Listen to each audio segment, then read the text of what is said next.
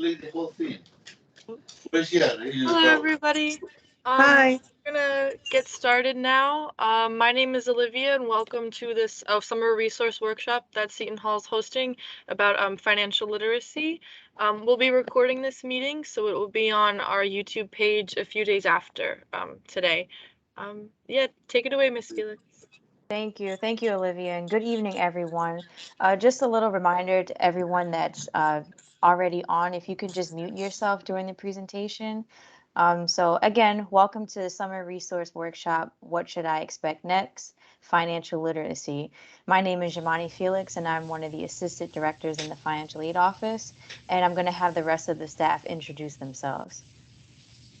Hi, my name is Tiffany Thomas. I'm one of the financial aid counselors.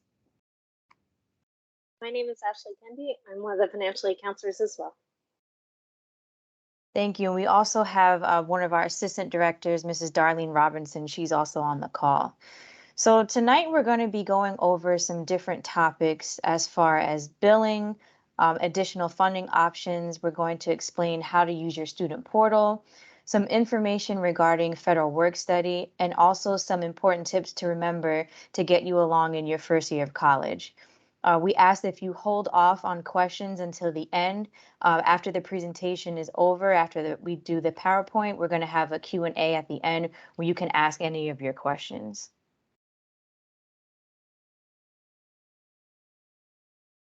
So what you're all probably wondering is, what should I expect next? So most of you, if not all of you, have already deposited. May 1st was a deadline to deposit for the fall 2022 class. And what will happen at the end of this month is that you guys are going to register for your classes during the Pirate Adventure event. So your bill is generated based on your registration.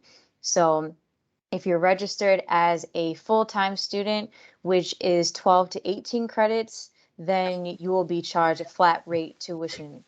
If you're under 12 credits, you will be charged per credit. So your bill is based off your registration. So that will registration will take place at the end of June. And then you should receive your bill during the first week of July. It's usually after the 4th of July holiday, and you will receive notification of that electronically. So the due date for the bill will be August 2nd. So it comes out early July, sent out via email to your SHU email, and is also accessible on your portal, which we'll get into. So the due date is August 2nd. So you have to have either a payment plan in place, have already applied for a loan, or if you are paying out of pocket completely, then you can make your payment by August 2nd. So just make sure that you have something in place by August 2nd so it doesn't interfere with your schedule or moving in. And we'll get into this later. Ashley will when she goes over the student portal, but you can also pay online via PirateNet. So after you've deposited and have access to the student portal, this is how you can add parents or someone else if they're authorized to make payments on your account. Any scholarships or grant aid that you receive, you don't have to accept those since it's free money. Is automatically accepted on your behalf. The only thing that you would have to either accept or decline are the loan offers, the federal student loans. And when Ashley goes into her section, she'll be able to explain how to do that.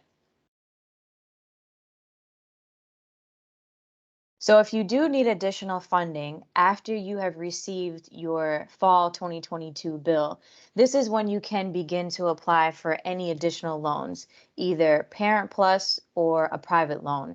So the Parent Plus loan, that's a type of federal loan where your parents, they would apply online through the studentaid.gov website. It's in their name for you. They complete the application electronically. It takes about 15 to 20 minutes to complete, and then they'll receive the decision. The federal government runs a credit check.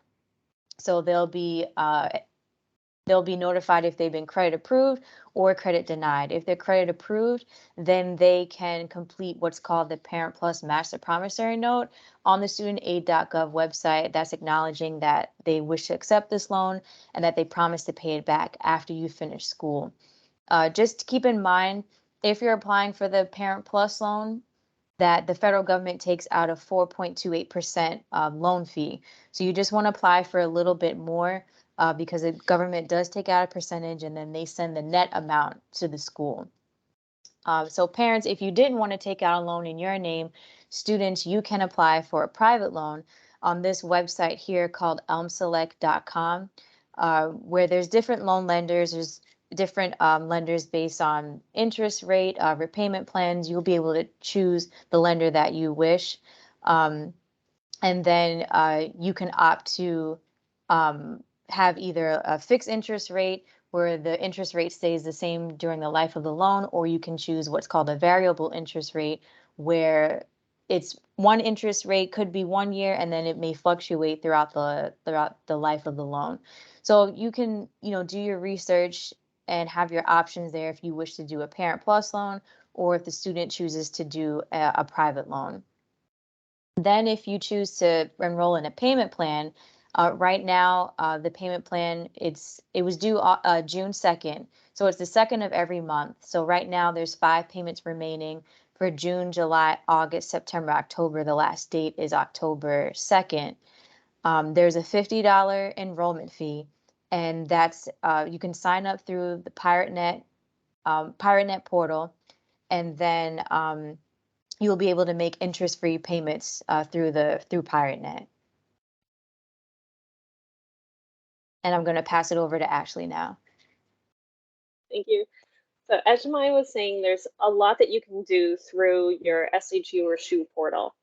This is going to be your main access page to be able to look at various things like your academics and your profile and finances. And profile and finances is going to be a very important tab for you because this includes all of your bursar information as well as access to your financial aid account. So once you go onto your portal, you will see this main page. It's called the main deck. This is the landing page. They'll show you any of the latest news at Seton Hall.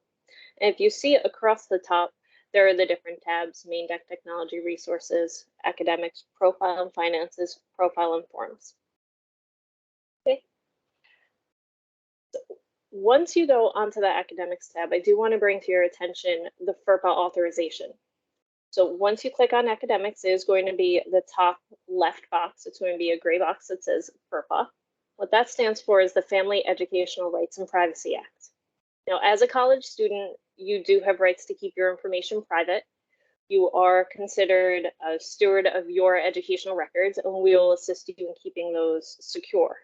If you would like for any other individual to have access to your records, you would need to then grant them access. The most common case is when we have a parent who wants to call for information. So to do so, then you would be able to self-service this via the SHU portal. Once you click on the FERPA tab, there will be a FERPA authorization form where you will be able to select who you would like to have access to your information and the specific information that you would like for them to have access to. You do not have to do this, but I would strongly suggest it if you plan on having another person call on your behalf, for instance, a parent, because we can only give certain information and we do not want to have somebody call to try to help you out with your situation and hit a roadblock. The alternative, if you do not want to grant somebody authorization, you can always be present with them when they're making the request itself, and we can give you this information. Like I said, profile and finances, that's going to be a major tab for you because this includes all of your bursar student account information as well as your financial aid information. Once you go on to the profile and finances tab, about midway down the page on the left-hand side, you're going to see another gray box that says financial aid. And this has various links that open up into a wealth of information. The first one that you're going to see is check financial aid status. And this will give you a brief overview of general financial aid information as it pertains to you. So it'll show you an overview of your total financial aid. It's going to show you an account summary. It's going to show you your financial aid history. And you want to keep in mind that this tracks with you across your enrollment. Beyond that, a very important link is to view the financial aid requirements. If you're selected for what's called verification, which is an additional review of your aid application data, then there may be additional documents that you need to submit. Every year, the U.S. Department of Education selects a sampling of students for, like I said, verification, which requires the financial aid office to confirm the information that you report on your FAFSA and other aid applications. You want to make sure that you're paying particular attention to this tab, because if anything is required of you, we are going to list it here. And you do want to submit everything as soon as possible so that you can secure your aid. The last thing that you would want is to be on verification, to have an outstanding requirement, and to possibly lose some of your funding because you didn't submit the request within time. So it's very important that you are actively involved in your finances. Part of that as well includes master promissory note and entrance counseling if you're planning on borrowing federal direct subsidized or unsubsidized loans.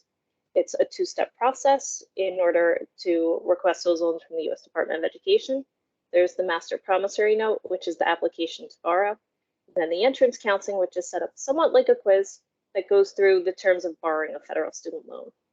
And when I go on to the next tab too, I'm going to show you a little bit more about that. You can also view your academic progress. So like I said before, you are responsible for your college career. Part of that involves satisfactory academic progress, or SAP as you may hear it called. What that is certain educational requirements that help keep you in line for graduation. It does have an effect on your financial aid. So if you are not meeting those benchmarks for satisfactory academic progress, you could be in danger of losing your aid funding. And again, those are all aligned to help ensure that you are completing your program within a set amount of time and that you are aligning yourself for graduation. The last link on it, which is a big link for you, is View Financial Aid Awards. So this is where you're going to go on. You're going to select the appropriate award year, and you'll be able to see what your aid package looks like for the year. For the current summer semester, we're in the 21-22 award year. For the coming fall semester, that's going to enter into the 22 to 23 award year.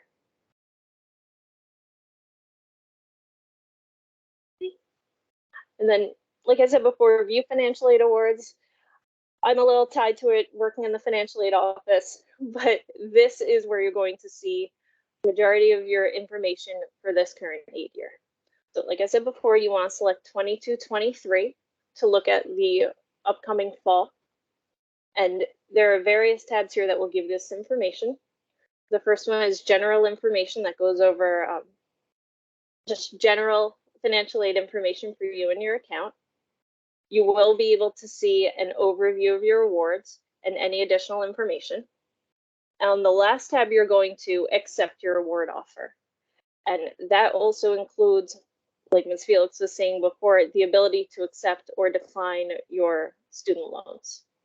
Now, we have highlighted here a tab that is extremely important, and I want everybody on this to kind of make this as a pledge to Seton Hall, that you will fully review the terms and conditions before accepting your awards. These are terms and conditions that are set by the university. They align with federal requirements and other funding agency requirements.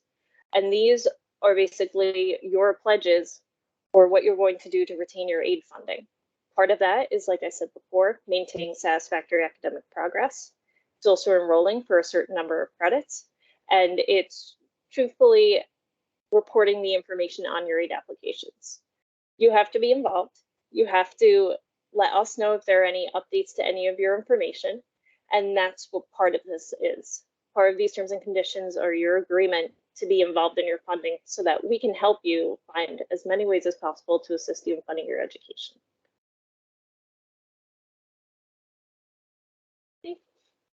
Now, back on the SHU portal, if you go to the Profile and Finances tab, as soon as you go on, the first thing that you're going to see on the top left is your bursar account. And this gives you various links to self-service for your student bursar. It's going to show in red the payment due dates for the term. So like Ms. Felix said before, it's currently set for fall semester, winter, spring, and summer semester due dates. These are the set due dates. These do not reflect necessarily the payment plan if you set one up with the bursar's office. You'll have the ability from this to also submit a health insurance waiver if that is applicable. And you can also request a refund of any Title IV credit balance that you may have on your account. Now, once you go to the first link from there, which is View and Pay My Account, You'll be able to see on the left any important announcements from the bursar's office. This includes information regarding any payment fees, any additional fees for making online payments via credit card. In the middle, you will see information regarding your student account that will show your current balance. And as you can see on this screenshot, you will be able to make a payment online. You can see below that any statements, so your latest billing statement, as well as your 1098-T tax statement. That's what you're going to use when you're filing taxes to help qualify for some additional education credits. Now, you can also set up various things on your profile, including an authorized user to be able to access this part of your account to make payments on your behalf. So if you're planning on having somebody else make payments for you, I'd suggest you go onto here as soon as you can and authorize another user on.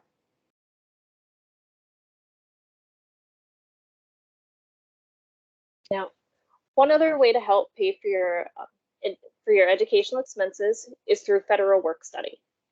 And this involves student employment through Seton Hall University. Now, federal work study was designed, again, to help offset some of your educational expenses.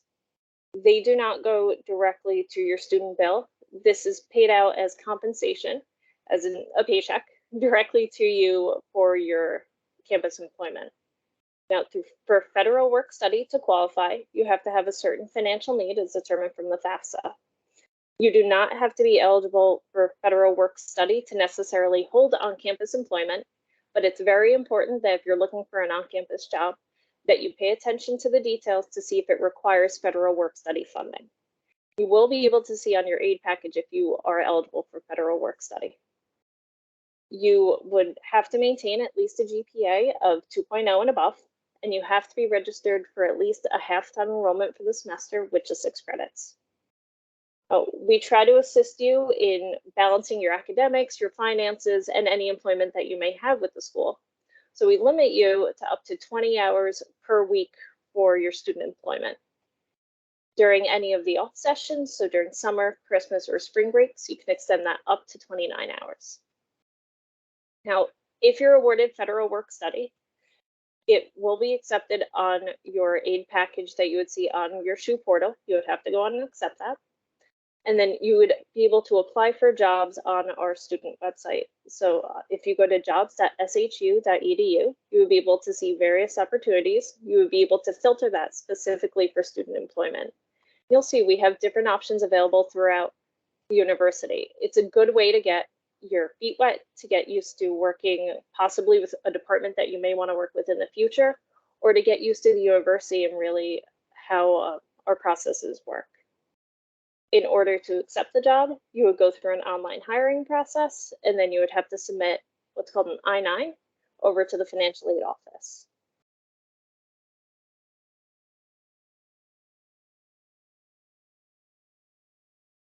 Sorry, didn't realize I was muted.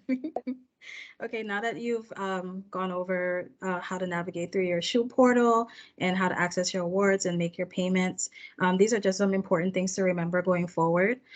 So once the semester begins at the end of August, you'll have a 1-week period where you can add and drop classes. Following that 1.5 period, then there's something called attendance confirmation. It is federally regulated, so it is required before any of your federal aid can disperse on your account. Non-attendance reported could result in loss of financial aid. So if a student doesn't attend classes and the professors are unable to verify that you've been attending classes, then your financial aid will not be able to disperse on your account or on your bill. 12 credits must be confirmed in order for your awards to be dispersed. So if you are taking 14 or 15 credits for the fall semester, 12 out of that 14 or 15 credits needs to be confirmed in order to have your awards dispersed on your account. Who completes attendance confirmation? Basically, it's your professors. So after the add drop period, the professors are notified that this requirement needs to be completed. And then students are receive updates via email as well, just letting them know which professors have confirmed and which one hasn't. So that at this point, you'll be able to reach out directly to the professors that have not and basically, you know, ask them to expedite for you so your aid can disperse on your account and there's no further delay. You really don't need to take action, but students like to be proactive and reach out to their professors or reach out to us. And we would just normally advise to just reach out to your professors and ask them nicely to confirm your attendance. Emailing across campus could be challenging reaching the right department.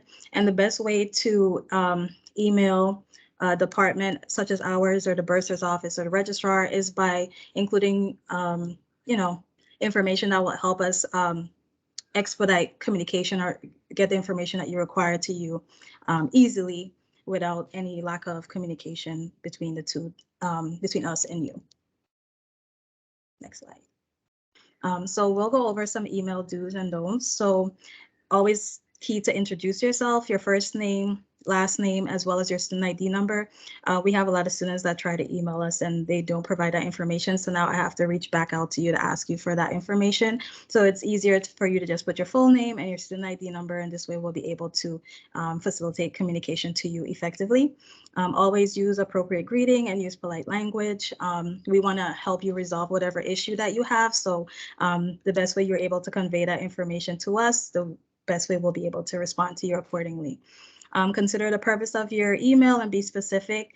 I know that you know, families would like to give us a, you know, a detailed email about what's going on with them. Although we appreciate you letting us know everything that you're going through, it's always, you know, faster, easier to get you that response if you're just direct and brief and letting us know exactly what you need. Email don'ts: avoid being rude and offensive, the overuse of capitalization, avoid shorthand.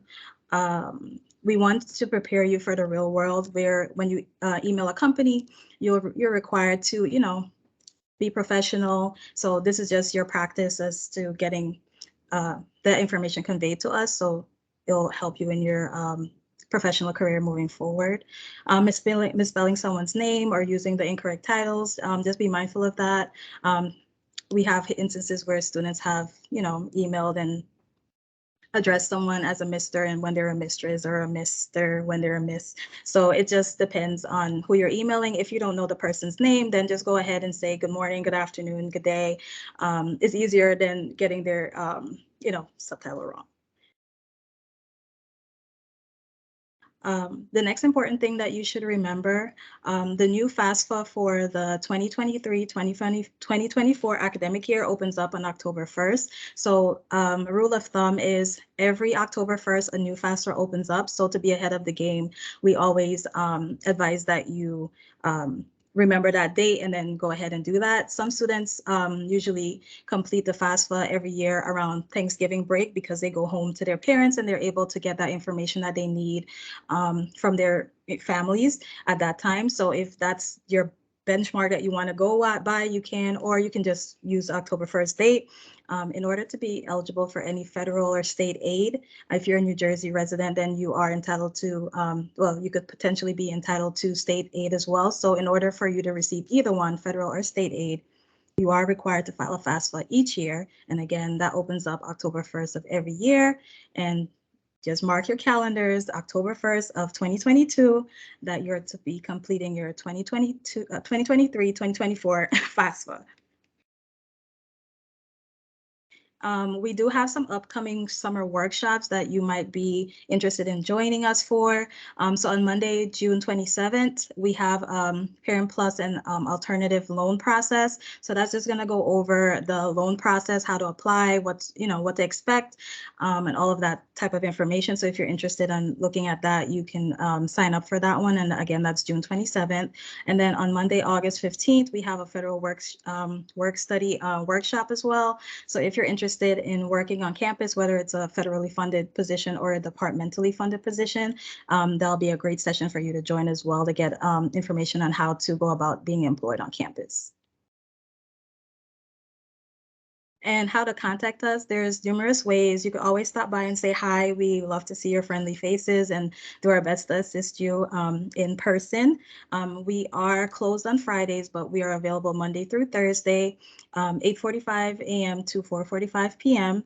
You can always email us as well, financialaid@shu.edu. Most of the time, if you email, you'll most likely get me responding to your email. So you could go ahead and send us an email if you have any questions or concerns about your account.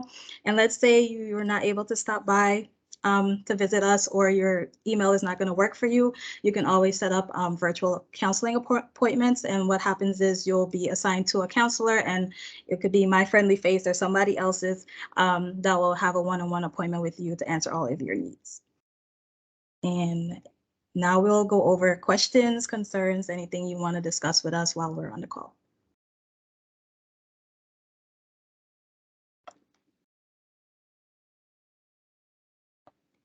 You can also type your questions in the chat if you guys don't want to unmute. We'll be checking it. So. And feel free to raise your hand, and then we'll call on you if you like to ask a question as well. But Olivia's putting the links that we discussed through the presentation in the chat. So if you can look over there for our email address and then the link to schedule a financial aid appointment, please look in the chat as well.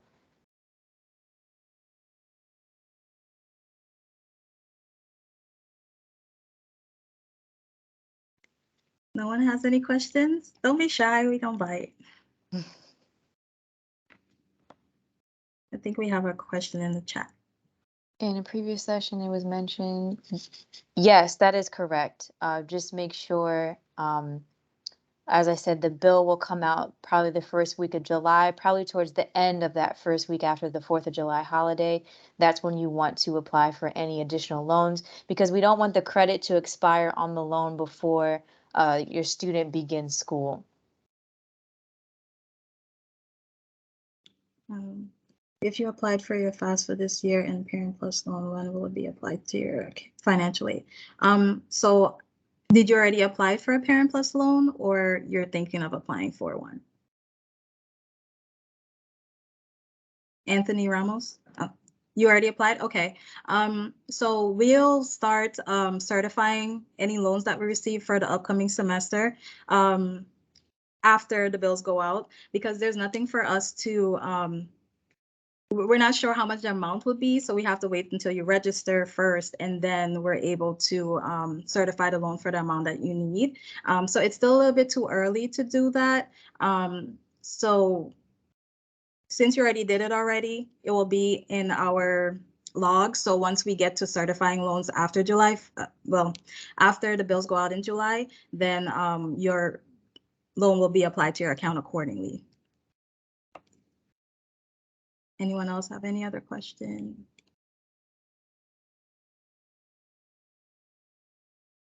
You're welcome, Anthony.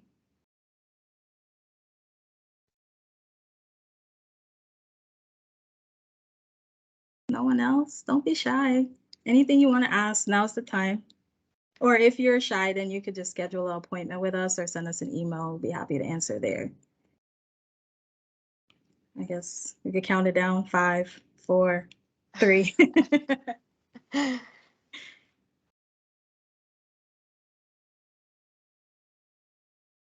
Okay. I don't think anyone else have any other questions. But if you would like to contact us in a different route, then you can either email us, schedule an appointment, or visit our office, and we'll be happy to assist you. Thank you, everyone, for joining this evening. Thank you. Thank you, everyone. Thank you for joining, everybody. Another reminder is just to check your Seton Hall email, because you'll be getting a lot of important information there, especially from the Office of Student Engagement, because we are coordinating orientation. So make sure you're checking like once a day. Don't miss anything important.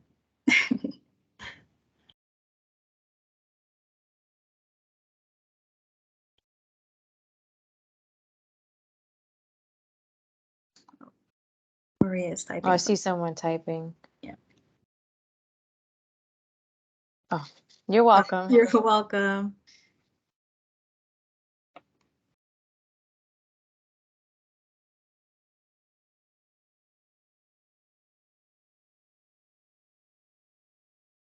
What is the I can difference take this between? one. Okay, go ahead. Okay. So subsidized and unsubsidized loans, the difference is really in how the interest is calculated. So for the subsidized loans, the Department of Education pays off any of the interest that would accrue while you're enrolled in school, and for a grace period. The grace period is 6 months, typically after you graduate or if you enroll in less than half time, so less than 6 credits. The unsubsidized loan will start gaining interest as soon as the funds are sent out to the school. Now, for both the subsidized and unsubsidized sections, you're not required to make payments while you're enrolled in school, nor for that grace period. But you want to keep in mind that the unsubsidized loan is gaining interest the whole time. So it will be more by the time that you enter repayment than you had initially borrowed.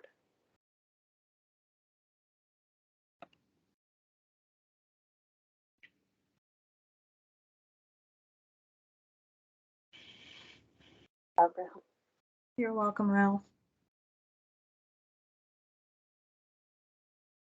Okay, I guess we can end now since we don't have any other calls. Matthew.